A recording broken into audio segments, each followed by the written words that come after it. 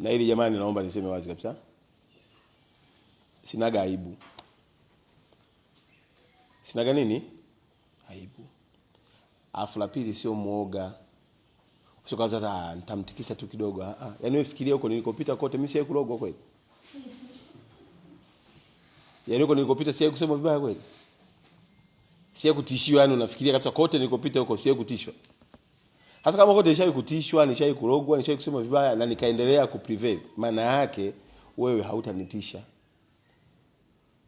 Hatutavumiliana kuanzia budget imepitishwa mpaka inaenda kutengenezwa budget nyingine kwenye idara yako hakuna lililofanyika. Yaani huo uvumilivu hautakuwepo. Kila mtu nataka awe na njaa kwenye idara yake. Hunger for success. Yaani kila mtu kwenye idara yake kwamba liwalo na liwe. Usiende pale sema kwamba unajua alikuja mtu wa idara ya afya ndio kachukua hela. Wewe swala idara ya afya inakuhusu nini wakati wewe ni idara ya maji? Why are you compromising your department? Kwa sababu kuna department nyingine imeenda kuchukua hela. Kwa nini usio wewe upewe hiyo hela?